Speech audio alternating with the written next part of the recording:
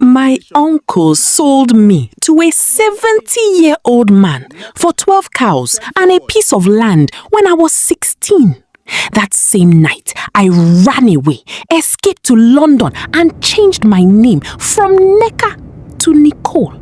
I became a nurse and fell in love with the perfect British man. I thought I had buried the village girl forever. But on our wedding night, my husband smiled, looked into my eyes, and whispered in my mother tongue, Nneka, did you really think you could run from me? It's time to go home. I had never told him I was African.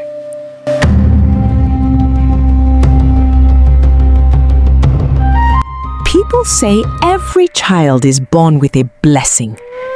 I was born with a curse. At least that was what my father believed. My mother died the day I was born. He looked at me and saw only pain. He never called me his daughter. He called me bad luck. When I turned 16, my father did not even bother to hide his happiness. My uncle came with visitors. They did not come to greet us.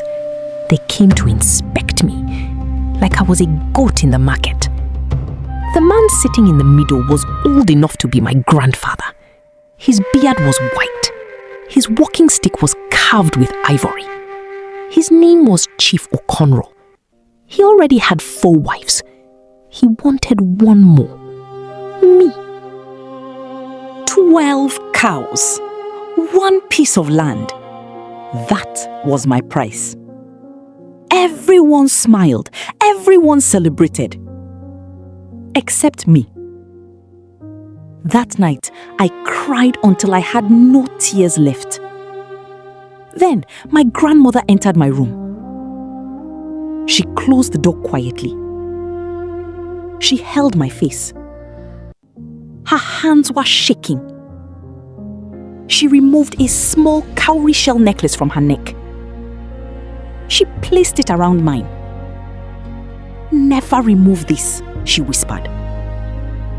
Then she pushed $200 American into my hand. "Run. Don't look back. If you stay, you will disappear." Before I could ask what she meant, she opened the back door. I stepped into the darkness.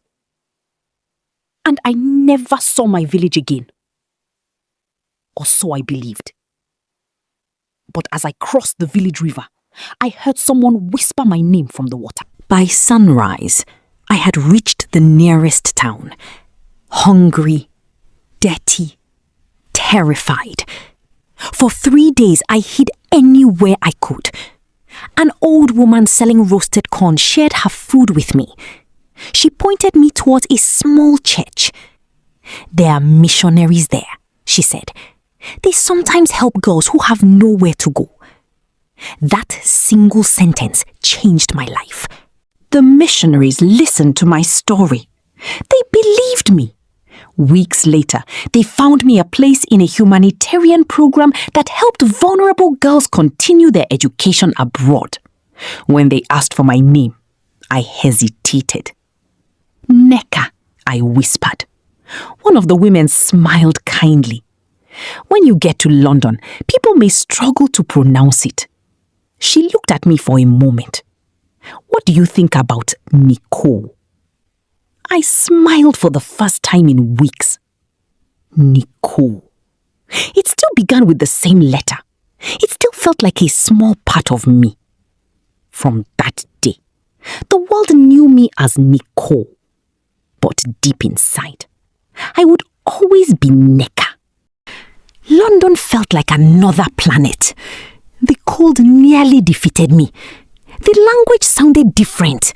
The people walked too fast. But I refused to give up.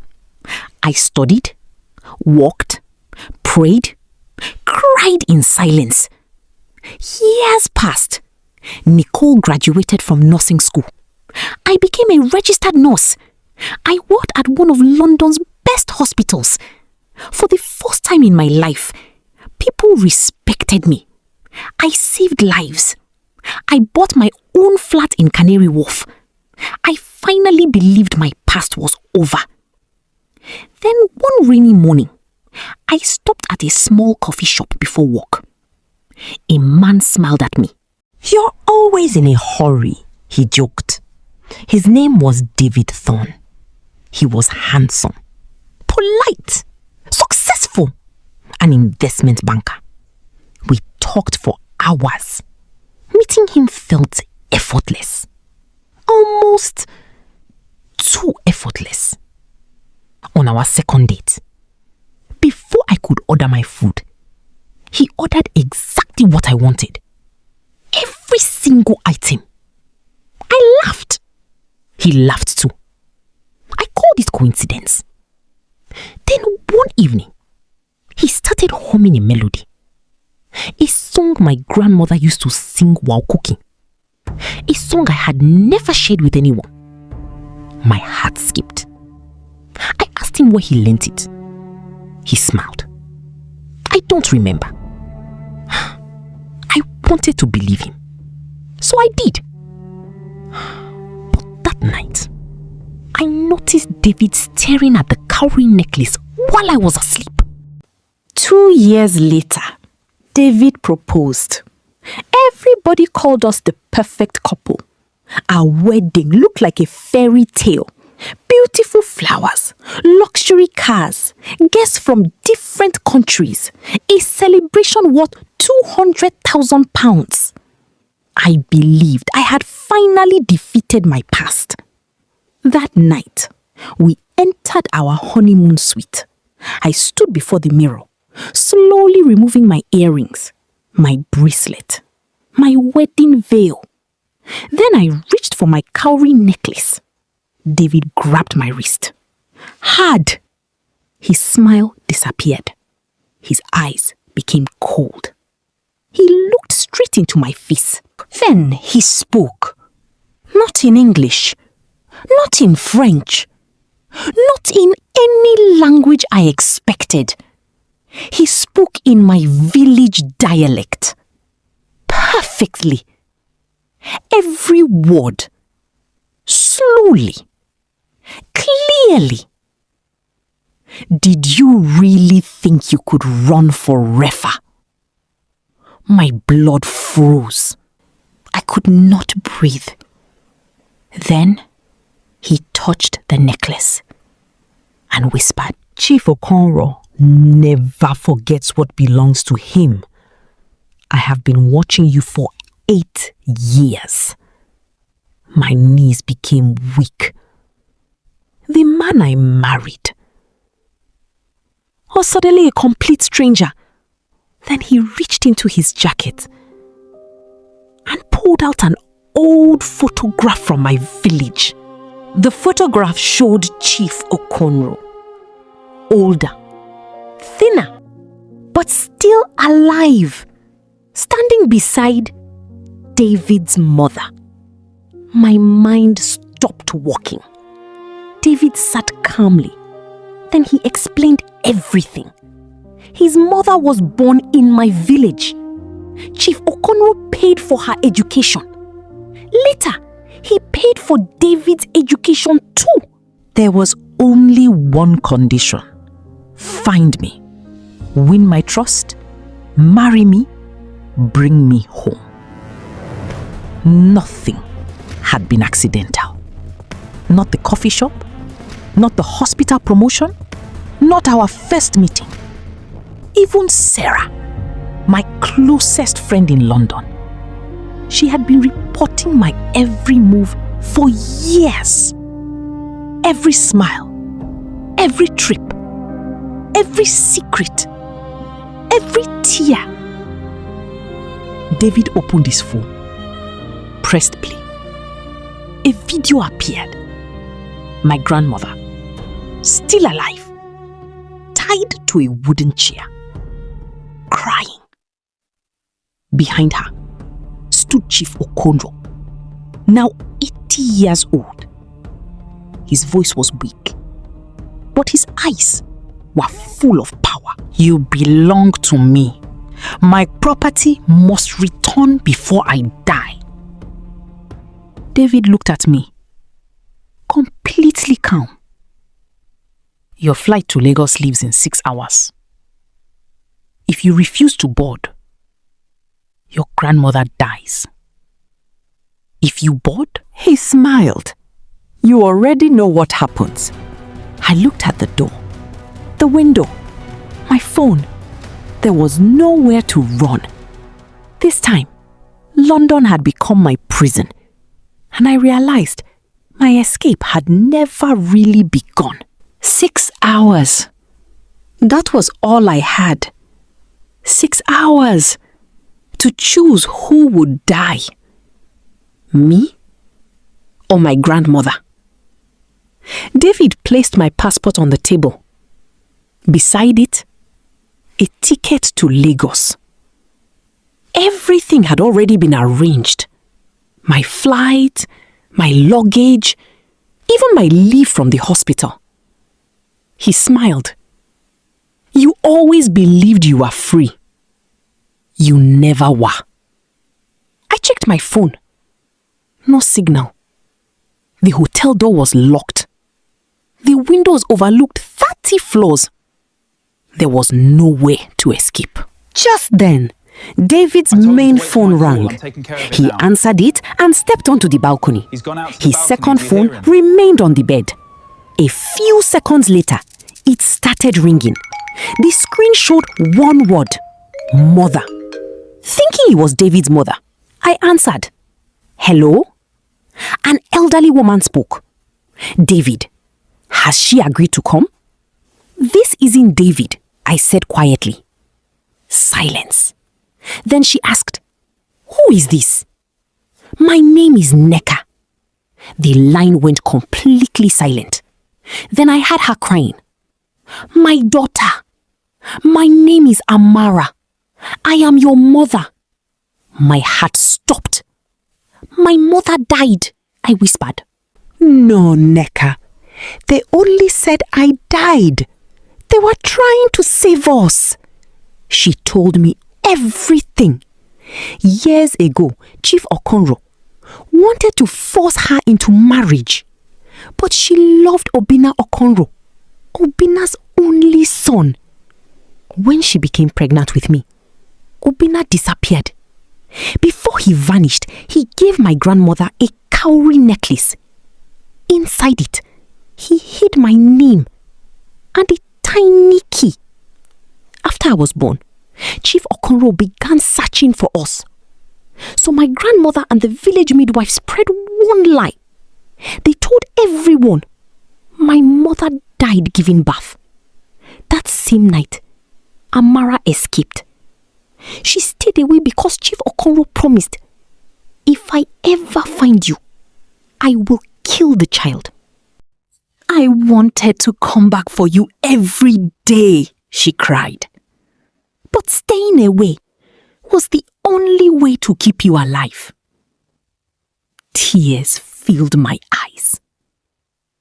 Before I could answer, David walked back into the room. He saw the phone in my hand. His face changed. He ended the call. But it was already too late. For the first time in my life, I knew who I really was. I boarded the flight, not because I surrendered, because I finally understood what Chief Okonkwo wanted. David sat beside me. Neither of us spoke. The silence between us was louder than words. When we landed in Lagos, 3 black SUVs were already waiting. The drivers greeted David first, not me. I realized this had been planned long before our wedding. Hours later, we entered my village. The same dusty road, the same mud houses, the same ancient udala tree. Only everything looked older and much quieter. like the village itself had been waiting. Chief Okonro sat beneath the great tree. His deep wine-colored traditional attire was as rich as ever. But time had defeated him. His hands trembled. His white beard rested against his chest. Even holding his carved ivory walking stick looked difficult. Beside him, my grandmother sat tied to a wooden chair. Her colorful blue wrapper was dusty. Her grey hair had become thinner. Yet the moment she saw me, she smiled. Not with fear, with relief.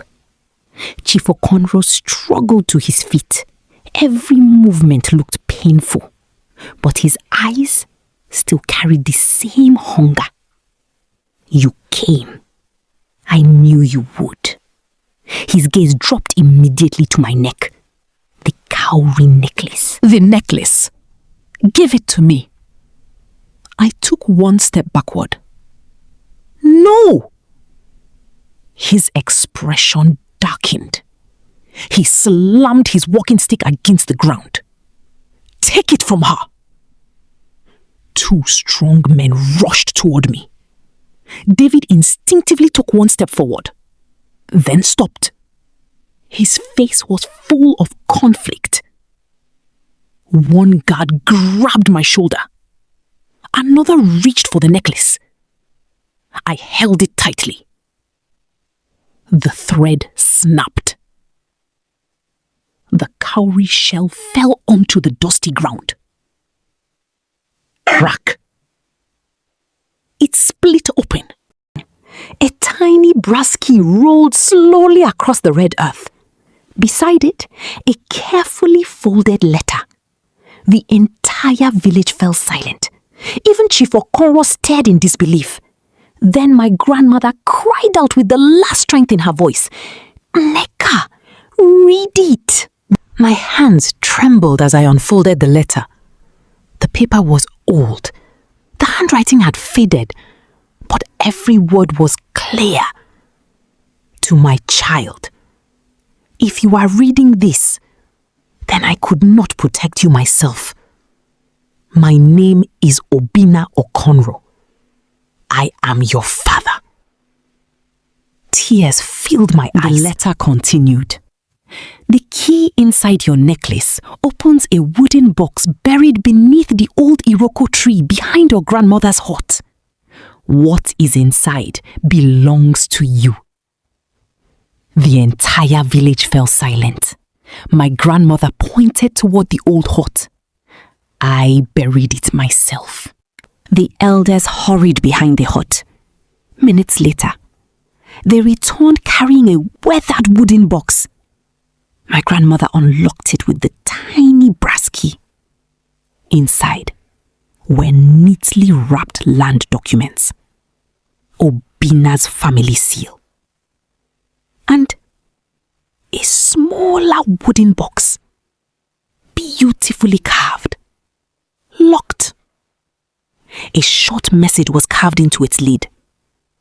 Do not open this until you hear from me. Everyone stared. The room fell silent. My grandmother looked confused.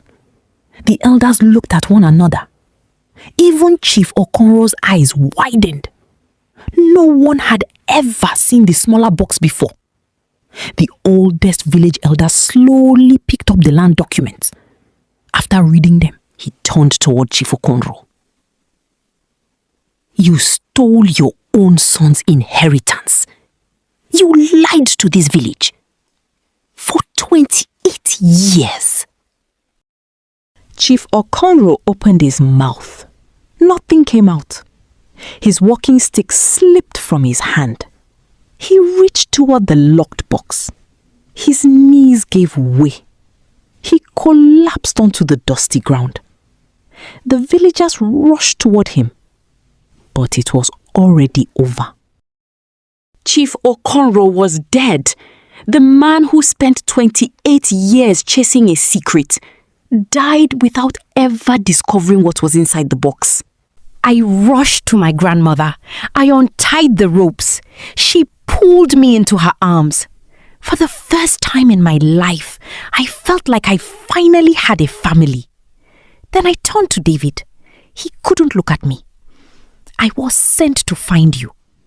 At first, it was only a mission. He swallowed hard. But somewhere along the way, I truly fell in love with you.